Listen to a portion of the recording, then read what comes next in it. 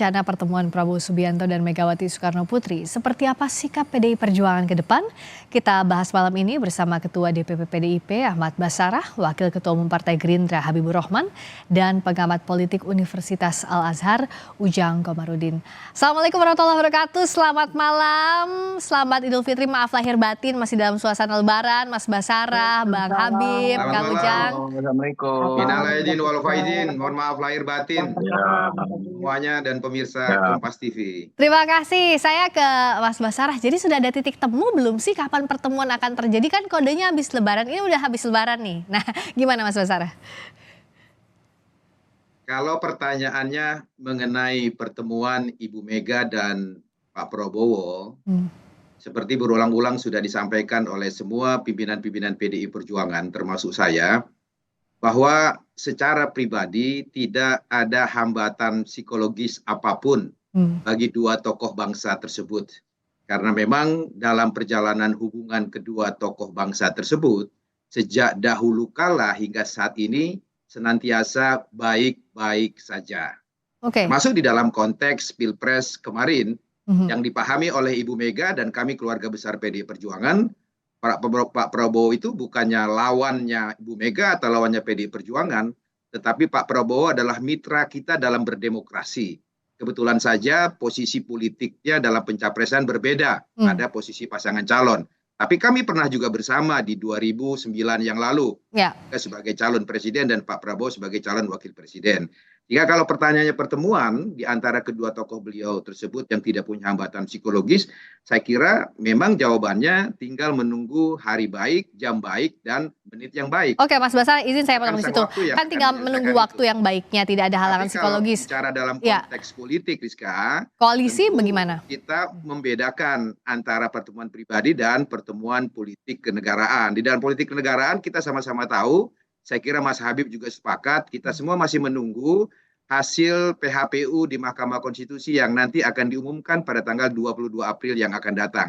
Saya kira pada konteks itulah yang sifatnya politik kenegaraan akan ditentukan kemudian pertemuan tersebut.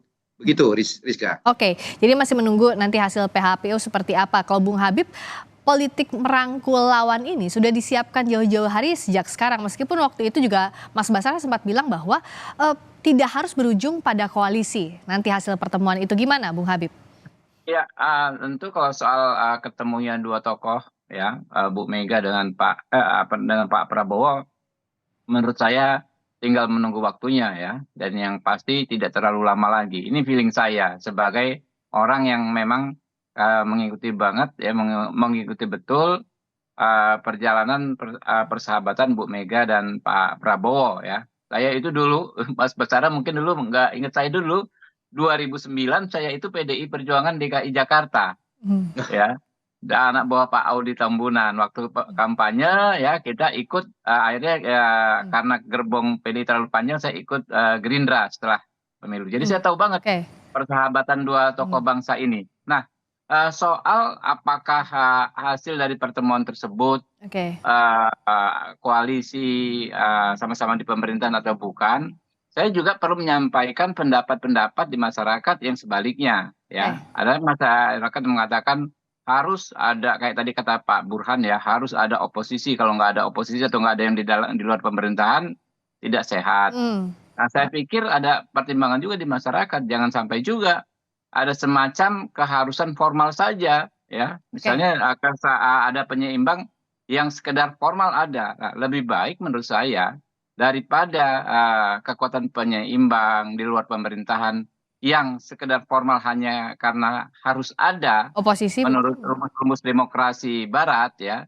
Menurut saya kenapa nggak dicari yang format kita sama-sama di pemerintahan ya, mungkin saja ya, sama-sama memberikan kontribusi terhadap pemerintahan ini, berjalannya pemerintahan ini, dan sama-sama dalam konteks kelembagaan memberikan fungsi check and balance, yaitu penguatan DPR misalnya. Seperti yang selama ini dilakukan kayak teman-teman PDI Perjuangan misalnya. Walaupun pendukung pemerintah tetapi tetap kritis selama ini di DPR dalam konteks yang membangun. Nah, saya pikir itu gambaran yang bagus kalau kita sempurnakan lagi di periode mendatang. Nah, oke, saya ke Kang Ujang. Kalau Kang Ujang lihatnya seperti apa? Kalau PDIP kan tampaknya masih dinamis, masih nunggu nanti PHPU seperti apa. Kalau dari Gerindra ingin merangkul lawan ini, tadi kata Bung Habib, checks and balances-nya kan tidak harus ada posisi oposisi. Tapi yang kemungkinannya seperti apa kalau Kang Ujang lihat? Apakah masih ada kemungkinan koalisi gemuk nantinya? Ya, kalau saya menunggu pertemuan tokoh besar di Republik ini ya antara Ibu Megawati dengan Pak Jokowi. Dan saya beberapa kali ditanya oleh teman-teman media, ya pasti akan bertemu. Karena tadi Bang Basara, Bang Habib mengatakan tidak ada masalah dalam konteks apapun. Dan PDIP tidak ada apa namanya hal-hal yang membuat mereka tidak bisa untuk tidak berkomunikasi gitu. Dan saya meyakini pertemuan itu hanya soal waktu. Nah, kalau kita bicara tadi soal demokrasi ya, saya tetap dengan argumen saya bahwa sesungguhnya bangsa ini membutuhkan pemerintahan yang kuat. Artinya Pak Prabowo Gibran pemerintahannya harus kuat. Tetapi di saat yang sama kita juga membutuhkan oposisi yang kuat dan tangguh gitu. Maka kita bicara dalam demokrasi check and balances tadi. Nah, apakah misalkan seperti yang dikatakan Bang Habib bahwa PDIP ada di dalam pemerintahan lalu mengkritisi, ya dalam konteks teoritik ya memang apa namanya dibilang ya kurang tepat, dibilang salah juga kita tidak bisa mengatakan salah, tetapi yang bagus adalah ada garis yang tegas dan jelas di mana sikap pembeda antara partai-partai oposisi dengan partai koalisi. Ya, kita memang akan melihat perjalanan bangsa ke depan. Apakah memang Pak Prabowo nanti akan sama polanya, skemanya, formatnya pemerintahannya dengan Pak Jokowi, artinya akan merangkul kekuatan lawan politik, itu pasti. Karena ini sebuah kebutuhan. Ketika misalkan kita mengkalkulasi kekuatan koalisi Indonesia Maju yang jumlah kursinya kurang dari 50%, maka suka tidak suka, senang tidak senang, harus merekrut pemain baru gitu atau armada baru untuk memperkuat basis kekuatan di parlemen. Karena bagaimanapun ke depan ketika Prabowo itu kurang kekuatan di parlemen, maka akan menyulitkan dalam konteks untuk bisa meloloskan kebijakan-kebijakan termasuk janji-janji kampanye yang sudah sampaikan ketika kampanye yang lalu. Dan saya meyakini ya Pak Prabowo dengan terbuka, dengan lapang dada, tadi mengatakan politik merangkul bukan memukul, ya pasti saya meyakini akan banyak partai-partai yang berhijrah, kalau bahasa saya, berhijrah dari yang tadinya kalah ya akan merapat kepada pemerintahan Prabowo Gibran. Saya meyakini itu begitu. Ada proses yang nanti kita harus cermati. Satu, soal akan kemana merapatnya PDIP dan partai-partai yang sebelumnya berseberangan di Pilpres kemarin. Nah, tapi berikutnya juga kalau membaca pernyataannya Mas Hasto tadi, Mas Basarah, yang memberikan sinyal sulit terjadi pertemuan antara Pak Jokowi dengan Bu Mega. Beda dengan Pak Prabowo dengan Bu Mega yang tadi pun Mas Basarah sudah menekankan bahwa nggak ada hambatan psikologisnya. Kenapa kok kayak ada sinyal sulit terjadi, Mas Basarah dari PDIP? Kalau pertanyaannya adalah sekali lagi mengenai Pak Prabowo, tadi sudah saya jelaskan secara psikologis mereka berdua tidak ada hambatan apapun untuk bertemu. Kalau pertanyaannya apakah PDI Perjuangan akan berkoalisi dengan pemerintahan Prabowo atau tidak, jawabannya saya tegaskan tidak. Tidak dalam pengertian secara konseptual bahwa dalam doktrin ideologi dan politik yang PDI Perjuangan anut, memang kita tidak menganut sistem politik koalisi ataupun oposisi. Kenapa demikian? Karena desain arsitektur bernegara kita, mulai dari falsafah Pancasila yang berintikan gotong royong, kita tidak mengenal satu sistem koalisi oposisi yang saling menjatuhkan parlemen terhadap pemerintahan. Demikian juga dengan sistem pemerintahan kita. Sistem pemerintahan kita ini kan menganut sistem presidensial, di mana Presiden memiliki hak prerogatif yang diberikan konstitusi untuk membentuk kabinetnya. Berbeda dengan sistem parlementer, di mana partai-partai peserta koalisi itulah yang membentuk pemerintahan.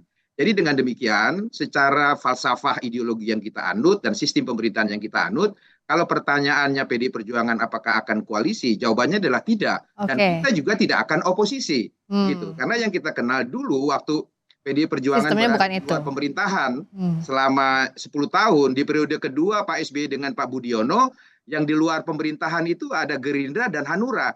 Tapi PDI Perjuangan tidak berusaha mengajak Gerindra dan Hanura membentuk koalisi oposisi pemerintahan Pak SBY Budiono pada waktu itu. Yang kami lakukan adalah sekedar menjalankan tugas bergotong royong berada di luar pemerintahan Pak SBY pada waktu itu, yang tugas kami adalah menjalankan pengawasan terhadap kekuasaan pemerintah nasional di bawah pemerintahan Pak SBY.